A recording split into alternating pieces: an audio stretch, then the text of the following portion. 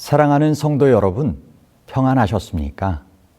오늘은 금요 예배 시리즈 성경 속 관계 원리 네 번째 시간으로 함께 동역할 때 기적이 시작된다 라고 하는 제목으로 하나님의 말씀을 함께 나누고자 합니다.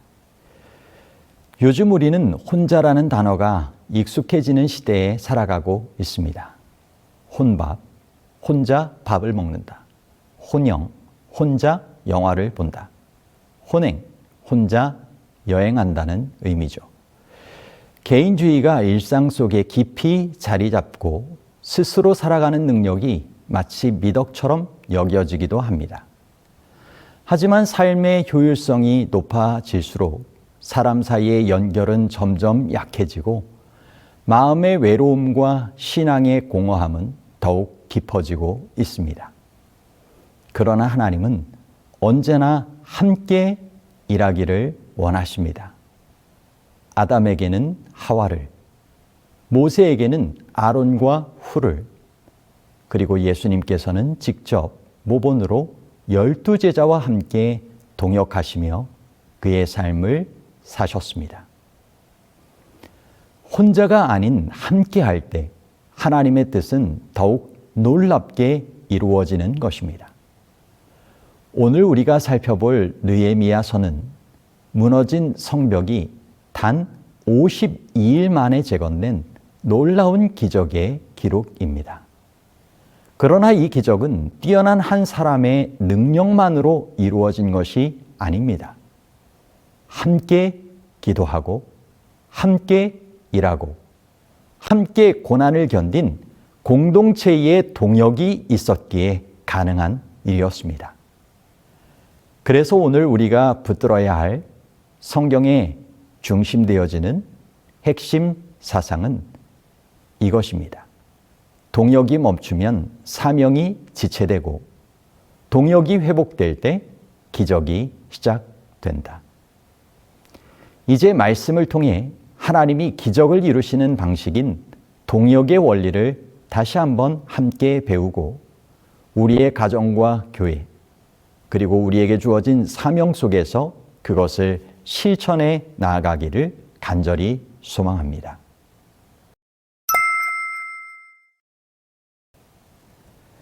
느헤미야는 당시 페르시아 제국 궁정에서 왕의 술을 맡은 신임 깊은 관원이었습니다. 안정된 직책과 편안한 생활을 누릴 수 있었지만 그는 예루살렘의 비참한 소식을 들었을 때 마음이 찢어지는 듯한 고통을 느꼈습니다. 그는 단지 눈물을 흘리는데 그치지 않았고 수일 동안 슬퍼하며 금식했고 하나님께 그 문제를 해결해 달라고 간절히 기도했습니다. 그리고 때가 이르자 하나님께 묵도하며 용기를 내어 왕 앞에서 말하고 행동하는 일에 나섰습니다. 하나님께서는 금식하며 기도하는 그의 마음에 성벽 재건이라고 하는 사명을 심어 주셨고 느헤미야는 그 사명을 혼자 간직하지 않고 공동체와 함께 지혜롭게 나누었습니다. 느헤미야 2장 17절 말씀입니다. 우리가 당한 공경은 너희도 보고 있는 바라. 예루살렘이 황폐하고 성문이 불탔으니 자, 예루살렘 성을 건축하여 다시 수치를 당하지 말자. 이것은 민족의 정체성, 신앙의 회복, 하나님의 이름이 걸린 사명, 비전의 외침이었습니다. 그리고 백성들의 반응은 이와 같았습니다. 느헤미야 2장 18절입니다. 또 그들에게 하나님의 선한 손이 나를 도우신 일과 왕이 내게 이른 말씀을 전하였더니 그들의 말이 일어나 건축하자 하고 모두 힘을 내어 이 선한 일을 하려 하매. 비전은 나눌 때 힘을 얻고 함께 품을 때 새로운 생명과 변화를 얻게 됩니다. 느헤미야가 품은 이 거룩한 부담은 공동체 전체의 결단으로 이어졌습니다. 이 본문을 통해 우리는 동역과 비전에 관한 세 가지 핵심 원리를 배울 수 있습니다. 첫 번째, 비전은 나누는 것이라는 것입니다. 비전은 혼자 간직하는 꿈이 아닙니다. 느헤미야는 자신이 받은 하나님의 감동을 숨기지 않고 때에 적합하게 그것을 나눴고 그것이 공동체를 깨우게 되었습니다. 두 번째, 비전은 공감되어야 한다는 것입니다. 공감되지 않는 비전은 혼자 이상주의자로 머물게 하기도 하고 일이 이루어지지 않게 되기도 하는 것이죠. 느헤미야의 눈물은 공동체의 눈물이 되었고 그의 통곡은 백성들의 기도와 협력으로 이어졌습니다. 공감이 일어날 때 진정한 동역이 시작되는 것입니다. 세 번째, 비전은 행동으로 이어져야 합니다. 일어나 건축하자는 말은 단순한 구호가 아니라 헌신의 선언이었습니다. 마음만 뜨거운 것이 아니라 실제적인 움직임, 실천이 뒤따라야 비전은 실현되는 것입니다. 하나님께서 우리에게 맡기신 귀한 사명도 사명의 약속을 우리가 실천할 때 하나님의 능력이 약속대로 이루어지는 것입니다. 독일 하노버의 클론 메스크 지역은 원래 2000년 하노버 엑스포 세계 박람회를 위해 계획된 도시였습니다.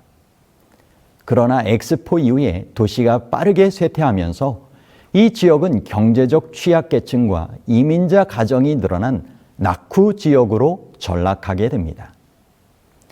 2005년경 지역 교회들과 선교단체 그리고 재림교회 평신도들은 이 지역의 아이들과 가정들이 신앙적으로 고립되고 방치되는 현실을 안타까워하며 기도하기 시작했습니다. 특히 2012년 한 교회 청년 리더가 기도하는 중에 이 아이들을 위한 예배와 배움의 공간이 필요하다는 감동을 받고 이를 지역 교회들과 나누었고 여러 교단과 지역 주민들이 이에 호응하게 되었습니다. 그렇게 시작된 것이 바로 라이프타워 프로젝트입니다. 이 사역은 비전 공유, 기도 연합, 자원 헌신이라는 공동체 동역의 모델이 되고 있습니다. 이 프로젝트는 2015년 착공되었고 2017년 완공되었으며 이후 그 건물은 다음과 같은 기능을 감당하고 있습니다. 지역 아동, 청소년 대상 안식일 학교 및 성경 공부센터, 청소년 찬양 예배와 신앙 훈련 공간, 이민자 가정 대상 무료 교육 프로그램 및 돌봄 사역, 커뮤니티 카페, 지역 주민 쉼터 및 상담 공간. 오늘날 라이프타워는 단순한 건물이 아니라 하나님의 비전을 함께 나눴을 때 그것이 어떻게 공동체 안에서 현실이 될 수 있는지를 보여주는 살아있는 증거가 되었습니다. 비전은 한 사람이 시작할 수 있지만 그 비전을 함께 품고 함께 헌신할 때 비로소 사명이 이루어지는 기적을 경험하게 되는 것입니다. 이제 우리는 느헤미야처럼 하나님께 받은 사명을 혼자 품지 말고 나눌 수 있게 되기를 바랍니다. 공동체 안에서 서로의 눈물을 이해하고 함께 기도하고 함께 일어서 행할 때 그곳에 하나님은 기적을 시작하십니다. 느헤미야 3장은 예루살렘 성벽 재건의 실제적인 장면이 기록된 매우 독특한 본문입니다. 한편 보기엔 다소 단조롭고 반복적인 구조처럼 보이지만 그 안에는 하나님께서 공동체를 통해 어떻게 일하시는지에 대한 깊은 원리를 우리에게 알려주고 있습니다. 느헤미야 3장 전체를 관통하는 구조는 다음과 같습니다. 그 다음은 누가 건축하였고 그 다음은 누가 중수하였고 이 단순한 반복 속에는 중요한 영적 메시지가 숨겨져 있습니다. 각기 다른 사람이 맡은 자리를 충성스럽게 감당하면서 전체가 하나로 연결되었다는 것. 바로 이것이 하나님의 사역 방식입니다. 제사장부터 금세공업자, 향료 장수, 귀족, 성문 곁을 지켰던 평민에 이르기까지 많은 사람들이 자원하여 동참했습니다. 그러나 모두가 함께한 것은 아니었습니다. 느헤미야 3장 5절 말씀입니다. 그 다음은 드고아 사람들이 중수하였으나 그 귀족들은 그들의 주인들의 공사를 분담하지 아니하였으며 일부 귀족들은 하나님의 사명보다 자기 중심적으로 생각하며 교만하게 행동했고 그 협력하지 않은 불순종은 성경의 기록으로 남게 되었습니다. 그럼에도 불구하고 하나님께서는 묵묵히 헌신한 이들을 통해 성벽 재건의 역사를 완성해 가셨습니다. 이는 하나님의 사역은 뛰어난 능력을 가진 몇 명의 완전한 사람들이 아니라 충성된 사람들을 통해 이루어 가신다는 사실을 보여주는 것입니다. 오늘날 우리도 종종 이렇게 말하지 않습니까? 누군가가 나보다 더 잘할 수 있을 거야. 내 자리는 작고 영향력도 별로 없어. 그렇게 스스로 자기 자리를 비우거나 사명을 가볍게 여길 때가 있지 않습니까? 하지만 하나님은 모든 사람을 위한 자리를 마련하시고 그 자리에서 각자의 사명을 감당하게 하기를 원하십니다. 그리고 그 자리에서 충성되이 행할 때 주님은 그것을 기억하시고 기념책에 기록하실 것입니다. 모두의 충성이 모여 전체에 하나님께서 맡기시는 사명이 이루어지는 것을 기뻐하며 영광 받으시는 것입니다. 하나님께서는 각자의 충실한 봉사를 기억하시며 그들의 헌신을 통해 교회의 사명을 이루어 가십니다. 느헤미야 당시 성벽은 몇 사람의 리더로 완성된 것이 아니었던 것 함께 보셨죠? 자리를 지킨 평범한 이들, 작아 보이는 봉사를 감당한 이들이 모여 하나님의 크신 역사를 이루어 낸 것입니다. 충성은 단발적인, 잠시 일시적인 열정이 아니라 묵묵하게 그 자신의 자리를 지키는 성실함입니다. 그 자리를 포기하지 않고 충성되이 행할 때 그것을 통하여 하나님께서는 오늘도 기적의 역사를 이루어 가시는 것입니다.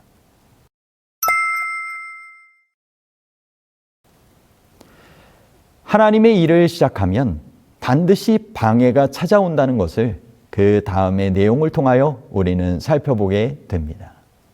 사단이 가만히 있지 않는 것이죠. 느헤미야와 백성들이 성벽 재건을 시작하고 진행할 때 외부의 공격이 곧바로 따라왔습니다. 느헤미야 4장에는 이렇게 기록되어 있습니다.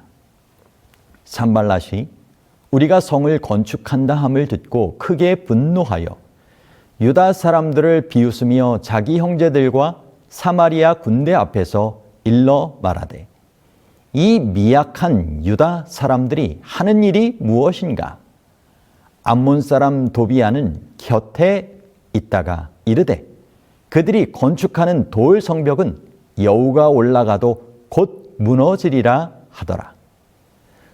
느헤미야 4장 1절로 3절 말씀이었습니다.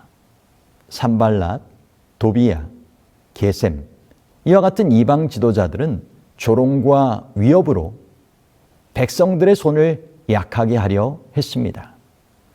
그러나 느헤미야와 공동체는 두려움에 굴복하지 않았고 하나님께 기도하며 지혜롭게 대응하였습니다. 느헤미야 4장 16절로부터 37절 말씀입니다. 그때로부터 내 수하 사람들의 절반은 일하고 절반은 갑옷을 입고 창과 방패와 활을 가졌고 민장은 유다 온 족속의 뒤에 있었으며 성을 건축하는 자와 짐을 나르는 자는 다 각각 한 손으로 일을 하며 한 손에는 병기를 잡았는데, 이 구절은 기도와 행동, 믿음과 전투가 함께 이루어진 믿음의 실천 장면을 우리에게 보여줍니다. 백성들은 하나님의 일을 하면서도 경계를 늦추지 않았고 서로의 빈틈을 지켜주며 협력해 나갔습니다. 그 결과 성벽 재건의 일은 멈춰지지 않았고 무너지지도 않았고 사명은 흔들림 없이 완수되었습니다. 위기 속에서 하나님의 백성은 더욱 단결하여 하나님의 뜻을 이루어 가야 합니다. 하나님의 뜻이 하늘에서 이루어진 것처럼 우리가 처한 이곳에서 또한 이루어지도록 기도하며 나아가야 하는 것입니다. 하나님의 백성이 위기 속에서 해야 할 일은 단순한 회피나 침묵이 아니라 더욱 하나 되고 더 열심히 협력하는 것입니다. 그럴 때 하나님께서 그 믿음과 행함을 보시고 기적을 완성하시는 것입니다. 2025년 1월 7일부터 31일까지 캘리포니아 로스앤젤레스 지역에서 큰 화재가 발생했습니다. 그 중에 팔리세이드 화재는 그 도시 역사상 가장 파괴적인 재난 중 하나로 기록되었는데, 이 화재로 인하여 6,837채의 건물이 파괴되었고 12명이 목숨을 잃었으며 10만 명 이상이 대피해야 했습니다. 이러한 위기 속에서 로스앤젤레스 지역의 재림교회들은 신속하게 협력하여 피해 주민들을 지원했습니다. 화이트 메모리얼 교회는 예배당을 임시 대피소로 개방하여 대피자들에게 안식처를 제공하게 되었습니다. 그리고 펠리 크로스 로드 교회는 1월 11일에만 500명 이상의 이재명에게 식사를 제공하는 등 구호 활동에 앞장섰습니다. 이 외에도 여러 교회들이 대피소로 활용될 수 있도록 교회 공간을 제공하였고, 지역사회를 위한 기도회와 의료 지원, 돌봄 사역을 펼쳤습니다. 이러한 협력은 단순한 대응을 넘어 믿음으로 연결된 공동체가 위기 속에서 보여준 하나님의 역사와 손길이었습니다. 누구도 혼자 싸우지 않았고 각자 맡은 자리를 감당하며 이 위기를 이겨냈습니다. 단지 예배에 집중하는 것으로 그렇게 소외된 또 이들을 나몰라라 하지 않고 예배처를 제공하면서까지 대피시키고 여러 도움의 일들을 함께 감당해 갔던 것입니다. 하나님은 우리에게 위기를 피하라고 말씀하지 않으셨습니다. 함께 마주하고 함께 기도하고 함께 싸우라고 부르십니다. 그리고 하나님께서도 함께 하십니다. 그 순간 하나님께서 우리의 협력 위에 기적을 더하시며 복을 더해 주시는 것입니다. 시편 133편 1절, 3절 유명한 동거의 말씀이죠. 보라, 형제가 연합하여 동거함이 어찌 그리 선하고 아름다운고, 여호와께서 복을 명령하셨나니 곧 영생이로다. 사랑하는 성도 여러분, 느헤미야와 그의 동역자들의 이야기는 오늘 우리가 처해 있는 교회, 우리의 가정, 우리 모두의 사명을 위한 하나님의 메시지입니다. 성벽이 무너졌을 때 하나님은 한 사람의 감동으로 시작하셨지만 함께 품은 비전, 각자의 자리에서의 충성, 위기 속에서의 협력을 통해 놀라운 기적을 이루어 가셨습니다. 느헤미야는 무너진 성벽을 회복했습니다. 그러나 예수님은 죄로 인하여 무너진 인간과 하나님과의 관계를 십자가로 회복하셨습니다.